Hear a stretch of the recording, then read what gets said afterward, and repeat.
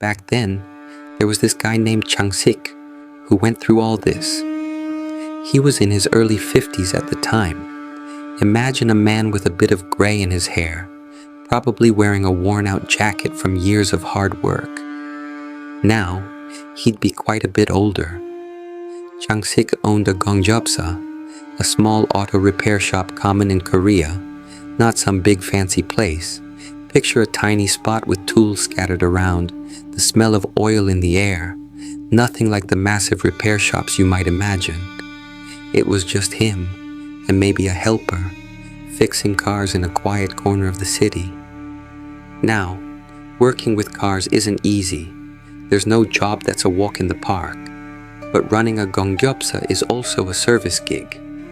You're dealing with people all day, and Changsik felt that warmth, that inganmi, that heartfelt human connection you find in Korea, was fading away. I totally get that. Like today, I got chewed out by a customer because my smart key battery died after 2.5 years. The yelling echoed in my ears, and I just stood there thinking, this is normal, right? Why am I the bad guy? Changsik, though, he'd been at it for over 15 years, facing all sorts of ups and downs. Everyone's different, but for him, it was getting too tough to handle. So in his early 50s, when his shop was finally stable, cars rolling in, bills paid, he started dreaming of something else. Imagine him sitting in his cluttered office, staring out the window, thinking, I'm done. I want to hand this over to someone and live somewhere quiet. That urge grew stronger over years, so he started digging, browsing the internet, chatting with friends, looking for a way out. Then one day, a customer tipped him off about Guinong, returning to farming, a big life reset where you leave the city for the countryside in Korea. They sat down, maybe over coffee or a quick smoke, and talked it out. The guy said, just living in the countryside isn't enough. You've got to farm a little, make it real. I know some spots. Want me to hook you up? Changsik, curious, said, sure, set me up. I'll check it out.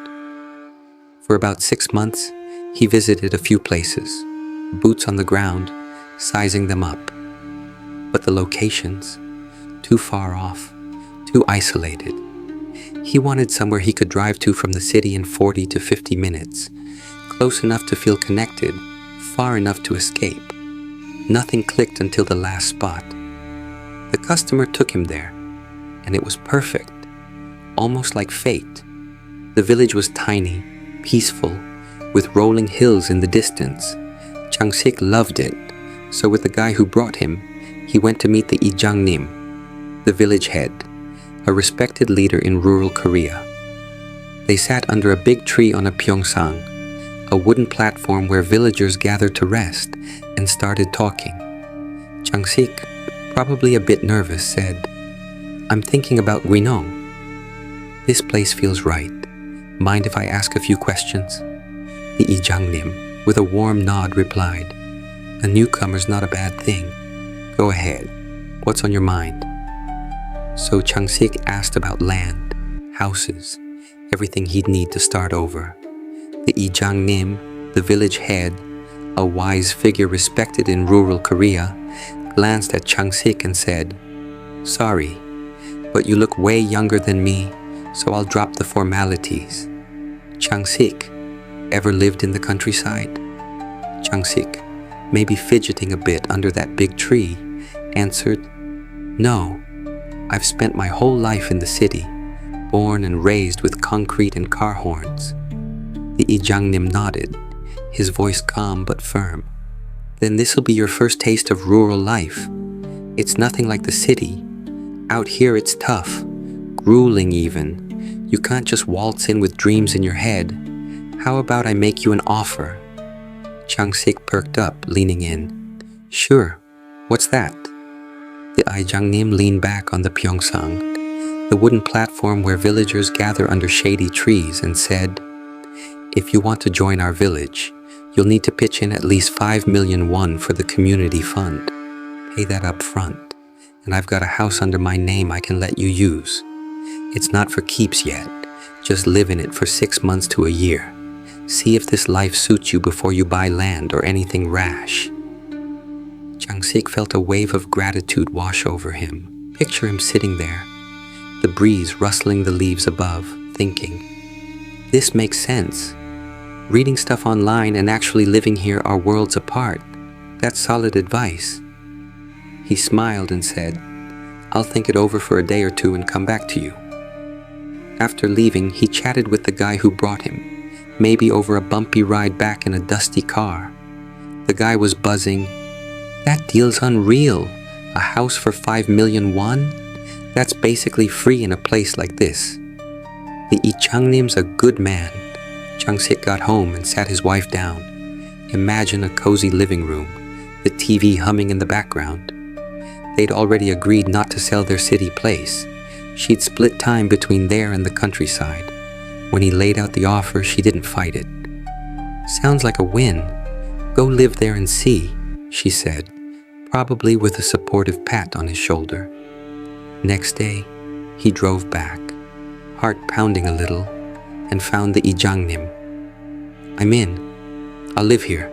Help me out, he said, standing in that quiet village air. The Lee Chang-nim chuckled. Decided in a day, huh? Not much thinking time, but all right. Let's do it. He told Chang-sik to bring the 5 million won in cash. It felt a bit shady. No bank transfer, just a wad of bills. But with villagers around, it seemed trustworthy enough. The house was a surprise. Water worked, and best of all, the bathroom was inside. No trudging out to an old outhouse in the dark, which he'd dreaded. Picture him walking in, the floor creaking under his boots, grinning at that indoor toilet. The Lee Chang-nim even hooked him up with contacts for gas and oil deliveries, practical stuff to settle in. Chang-sik handed over the cash, set a move-in date a week later, and kept it light. His wife came along, and they scrubbed the place down. Dust flying, a fresh start in the air. It was cleaner than expected, just needing a quick wipe to shine. She headed back to the city, and that evening, he strolled to the village hall. Lanterns glowed, tables were laden with food, and over 30 folks welcomed him, way more than he'd guessed for such a small place. I'm Chang-sik, here thanks to the Lee Chang-nim, he said, shaking hands, soaking in the chatter and laughter under the starry sky. The villagers were all over him. Imagine a lively scene with clinking glasses. How old are you? One asked, another chiming in. You're practically the baby of the village. They poured majulrai, Korean rice wine, and laughed into the night. Chang-sik stumbled home under a sky full of stars, crashed into bed, and woke up to silence. No honking, no rush. Nothing to do, but that quiet, that stillness. It hit him like a warm blanket. It was late spring, edging into summer, and the village buzzed with farming. Folks were out in the fields, sweat on their brows, and Chang-sik wandered over. Hey, need a hand? He'd pitch in, maybe hauling a sack or two, and they'd share lunch, simple rice and soup under the sun. Evenings, he'd trudge back, cook something easy and sprawl out thinking, this is it. This is what I wanted. Maybe I'm meant to be alone. A month in, the Lee Chang-nim, the village head who keeps rural life steady in Korea, called him over. Picture a modest house, chickens clucking nearby. Chang-sik, you're not an outsider anymore. You fit right in, he said with a grin. Then he pointed across the valley. See that bald hill? Spot that little shack up there? Chang-sik squinted. Yeah, what's that? A guard post? The Lee Chang-nim shook his head. Nope. It's for Bulchimbion, night watch, where we take turns guarding the fields at night in Korea. At night, Deer and wild boars come down and tear up the crops. We take turns keeping watch up there. There's a gwangwari, a small gong from Korean tradition that makes a loud noise to scare off animals, in the shack. When it's your turn, you bang it if you see anything moving. It was a guy thing, and turns came every 10 days or so. Next day, curiosity got him. He hiked up, no steep climb, just a 10-minute stroll from the village base. The shack was bare, no electricity, just a cot, a fan, and that gwangwari gleaming in the corner. Kinda lonely, but the birds chirping up close could be nice, he thought, picturing himself sprawled out under the night sky. When his Bultimbion night rolled around, the Ijangnim tagged along, boots crunching on the path, to show him the ropes. The shack had a big window. Sit there, and you'd see the whole village below, streetlights flickering like fireflies. If something moves, bang the gong, he said, then left. Changsik, alone, got bored fast. He dashed down, grabbed 2 bottles of soju and some snacks, imagined him juggling them up the hill, and settled in. Sipping away, listening to the crickets, he mused. No idea how long I'll do this, but I'm happy. City's there if I need it. This is living. Then, out of nowhere, a figure appeared. He flicked on his lantern, heart skipping a beat, and saw an old man. You from the village? He called out. The guy replied, I'm from Yeonmayul, the next village over. Who are you? Changsik, easing up, said, New guy here. The old man grinned. I come up nights to chat with whoever's on watch. Keeps things lively. They stepped inside, cracked open the soju, and talked till dawn. Time flying by in a blur of laughs and stories. About a month and a half, maybe 2 months in, Changsik's wife showed up at the village for the first time. He'd told her, I need to be alone, don't come. But there she was, arms full of kimchi, gochujang, and side dishes.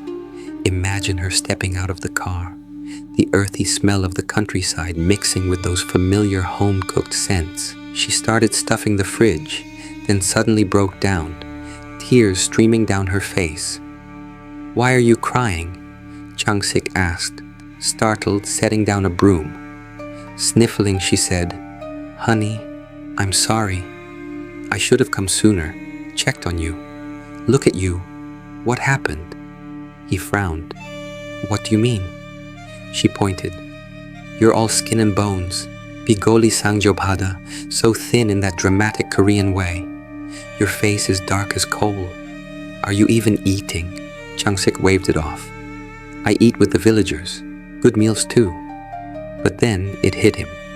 He hadn't looked in a mirror for 2 months. No mirror in the bathroom, nothing. Got a hand mirror? He asked. She dug one out, and when he saw himself, gaunt cheeks, sunken eyes, he got it. It's not you, he reassured her. New place, lots of moving around, that's all. My belly fat's gone, don't worry. She wasn't buying it. Come back to the city, she urged, her voice firm. Get a checkup, see friends, eat something decent. After 2 days of her hovering, maybe cooking him a hot meal in that creaky house, she dragged him back to their apartment.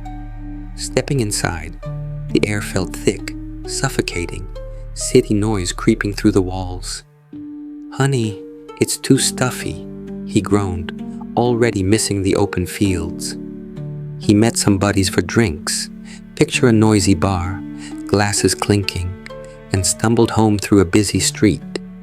It was near a Beonhwaga, a bustling district where folks down on their luck sat along the alleys. One guy, younger than him, shuffled over, voice shaky. Sir, spare some change. Changsik fished out 5,000 won, about $4. Get some food, he said, handing it over. The guy thanked him, but called him back as he walked off. Changsik thought, maybe he's hungry, and pulled out 10,000 won more. Here, eat well, he said. The guy grinned. Sir, you like drinking? Changsik chuckled. Sure, who doesn't? Why? The guy mumbled. There's something you gotta buy when you drink, but trailed off into nonsense. Chang-sik shrugged. Imagine him shaking his head, city lights flashing around, and went home. That night, the apartment felt like a cage. He couldn't sleep. By morning, he was done. I can't do the city, he muttered, packing up and heading back to the village, the hum of crickets calling him home. His next Bultimbion, night watch where you guard the fields at night in Korea, rolled around. This time, he loaded up 3 soju bottles and dried squid, picturing a cozy night in the shack. He climbed up the hill path crunching underfoot and settled in, sipping and waiting. Hours passed, no old man, no visitors. Guess it's just me tonight, he thought, downing a bottle, the quiet wrapping around him like a friend. Around 9:30, eyelids heavy, he dozed off, head lolling against the wall. Then bang, someone knocked. Chang-sik, you in there? A voice called, jolting him awake, heart racing in the dim glow of his lantern. Chang-sik flung open the shack door, lantern swinging, and there stood the old man he'd met before, white hair glowing faintly in the dark, plus another guy. You've got company tonight, Chang-sik asked, catching his breath. The old man grinned. This is my buddy. We don't sleep much. Eyes shut, we rest. Eyes open, we roam. Figured you'd be here, so we came up. They piled in, the shack creaking under their weight, and cracked open the soju. 3 guys squeezed around a tiny table, passing cups and tearing into squid. The night melted away in stories and belly laughs. Imagine the air thick with booze and the hum of cicadas outside. Then, out of nowhere, that weird city guy's words popped into Chang-sik's head. Count how many drinks you have, he'd said. Chang-sik, half tipsy, grabbed his old flip phone, picture those clunky things from the early 2000s, and started pressing 0 every time he poured a shot for the old-timers, hitting call, then snapping it shut.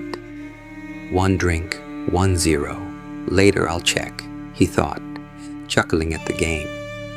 They drank and joked till the 2 left, and Chang-sik, buzzed and happy, crashed hard, sprawled on the cot, snoring into the dawn. He woke around 9:30, sunlight slicing through the shack's window. Man, I slept like a rock up here, he muttered, stretching, then ambled down to the village. He helped out, maybe hoeing a field or chatting with folks over tea, worked his little garden patch, and by evening cooked a quick meal. Sitting there, TV flickering, he flipped open his phone and checked the call log. Over 40 zeros stared back. Wait a sec, he froze. I brought 3 bottles.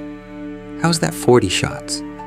He grabbed a bottle from the fridge, poured into a paper cup, 6, maybe 7 shots per bottle. Even if I sipped light, 3 bottles tops out at 30. I drank 1, so 2 bottles made 40? That's impossible. A chill crept up his spine. Imagine him alone, the house dead quiet, replaying the night. Maybe I messed up, drunk and dumb. He brushed it off, but the next day, it gnawed at him. He cornered a village buddy, a guy close in age, over by the well. Hey, you do Bultimbion, night watch where we guard at night in Korea, right? Those Yeonmaul old-timers come by a lot? The guy blinked. Who? Chang-sik pressed. The white-haired one. His friend nodded. Oh, him. Yeah, he drops by. Rural folks like us. Mountain paths are second nature. They've walked them blind since they were kids. Chang-sik relaxed a bit. So you know him too? Sure, why? Scared?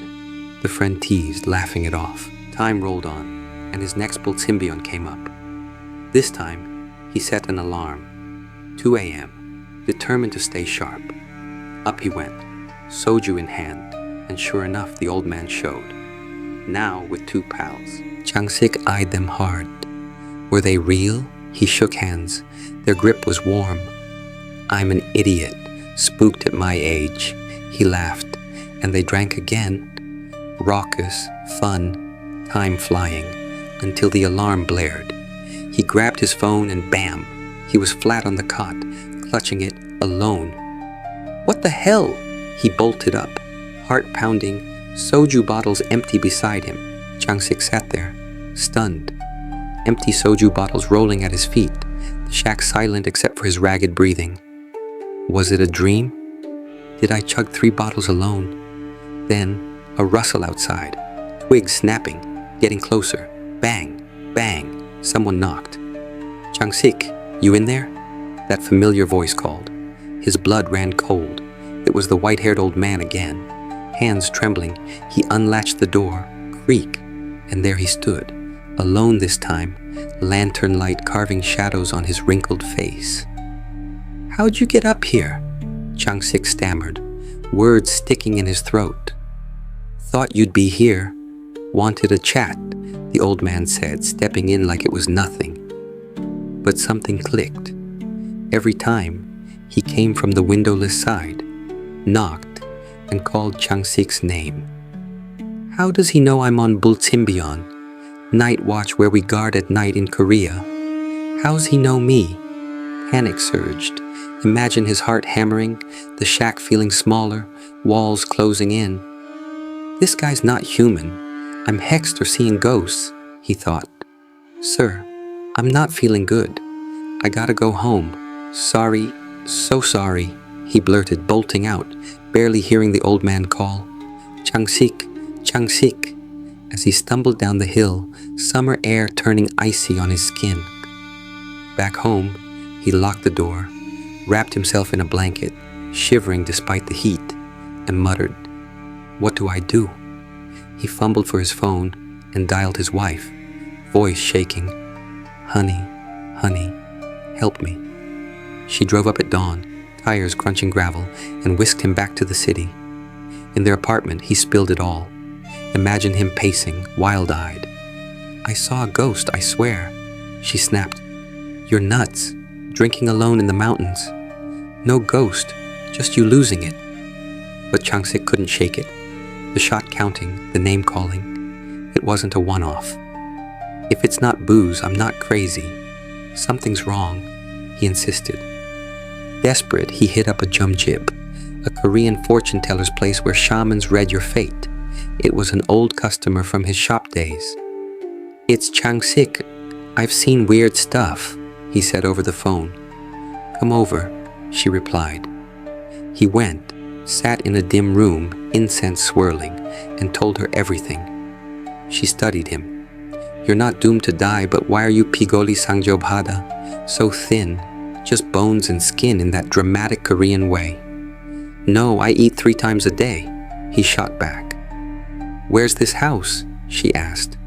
Come with me tomorrow, she decided. Next day, she, Changsik, and his wife drove out, dust kicking up behind the car. She poked around the house, the shack, then shrugged. Nothing odd. You drank too much. Let's go. Changsik pressed. The booze did this? I don't drink that hard. I've got another appointment. Move it, she said, brushing him off. On the highway back, she froze, staring out. That place back there, what was it? Changsik glanced. What? She pointed. That's a dangjib, a shrine house where Korean shamans honor spirits. I saw it through a window. Not normal. The energy's off. His wife hissed. Don't give her more money. She's scamming you. Changsik nodded, rattled. Yeah, but I can't live there anymore. It's creepy. She sighed. Good call. Come back to the city. Hospitals are close. Next day they packed up, stuff piled higher than he'd remembered, ready to ditch the countryside for good. Changsik told his wife to keep packing and slipped off toward the Ijangnim's house, the village head, a respected figure of quiet authority in rural Korea. It was midday, fields deserted, villagers out working under a scorching sun that baked the dusty paths. The house crouched low, its fence barely waist high, tempting a quick peek.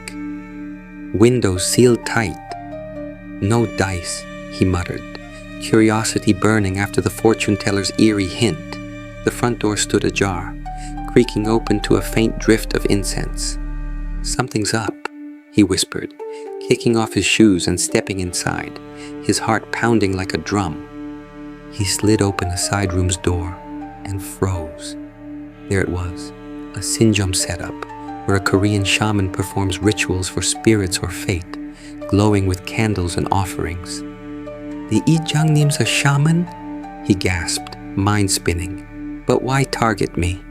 Shaking it off, maybe the city fortune teller was the real hustler. He turned to leave, easing the door shut. Rounding a corner, bam, his village buddy, the older guy, loomed right there. "Whoa, you!" Chang-sik yelped, jumping back. "Looking for the Lee Jang-nim?" the guy asked, eyes narrowing. "Yeah, called him. No answer. So I'm heading out," Chang-sik fibbed, pulse racing. "Didn't see anything, right?" the guy pressed, stepping too close. Then it hit. Years of pent-up stress from handling customers burst like a dam breaking, raw fear clawing up from his gut. Picture his fists clenching, breath catching. "What would I see? I said I'm leaving. Why are you blocking me?" he roared, voice cracking. The guy smirked, head tilting. "You saw something, running scared now." That mocking grin snapped him. Chang-sik swung, a sharp slap across the guy's face, a whack. Most folks would snap back, but this guy just laughed, lips bleeding. "That's it. Can't even kill a fly with that." Chang-sik hit again, harder, then raised a third, but stopped, his old grit kicking in. "No, this ain't right." The guy kept grinning, blood trickling, freaky as hell. "Hon, let's go, now." Chang-sik bolted back, dragging his wife to the car, stuff half-packed, engine growling as they peeled out. Back in the city, he stewed, slumped on the couch, staring into space. None of it adds up. Finally, he muttered, "Good thing it was just 5 million. Could have been worse." After a few days to settle his nerves, he met a friend for soju in a dim bar, bottles piling up, and spilled it all. "I'm losing it, or something's got me. I'm freaked."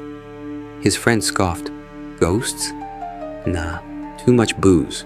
Where's this place? Sleep it off, we'll talk tomorrow."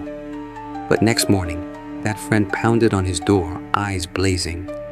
"Let's go check it out. If it's real, we'll see." Chang-sik, bleary, roped in another pal, and the three piled into a car, tires squealing back to the village. They rolled up and Chang-sik pointed. "That's him, the guy." The hothead friend charged over, fists ready. "Hey, you mess with my buddy?" The village guy blinked. "What's this? Who are you?" Looking lost as the other friend held back the brawl, tension thick in the air. The hothead friend pinned the village guy, growling, while the calmer pal pulled Chang-sik aside. Imagine the dust kicking up, voices sharp in the quiet village air. "Got 3 million won?" the calm one asked, low and urgent. "What?" Chang-sik blinked. "Just say you owe me. Trust me, you'll see," he said, pulling out a thick wad of cash neatly bundled, and handed over 3 million won to the village guy. "Talk," he demanded, arms crossed. The guy pocketed the bills, glanced around nervously, like a deer in headlights, then muttered, "Follow me." They slipped to a shadowy corner, trees rustling overhead, and he spilled it. The Lee Jang-nim's a shaman, no doubt. A real mudang who works with spirits at this village, built on Pongsu, Korean geomancy, where land's picked for its energy to hold the dead. Folks from nearby cities who care about that stuff bury their kin here.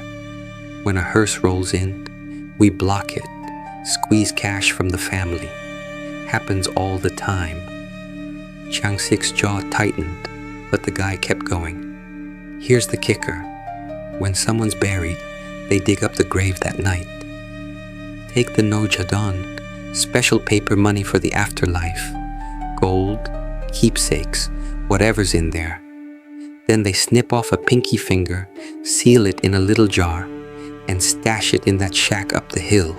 It traps the soul, keeps it stuck, so the shaman can use it for power, readings, you name it. Changsik's stomach churned.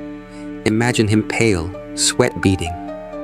The white-haired guy I kept seeing, he croaked. Latest one brought in by hearse, the guy said. White hair, sharp jaw. Saw him myself. Changsik let out a shaky breath. Tell me this stays quiet. The guy smirked. Another 3 million. I'll tell you the rest. No, enough, Changsik snapped, waving him off. He was done, sorted his stuff, left the village for good, and settled back in the city where he's been ever since. The service center boss who passed me this tale, and me, we've never seen a ghost ourselves. I told Changsik, I've had Gawi sleep paralysis, that creepy freeze when you wake up. But it's just biology, not scary. I used to think spirits were nonsense, but this, it's got me wondering, could it be real?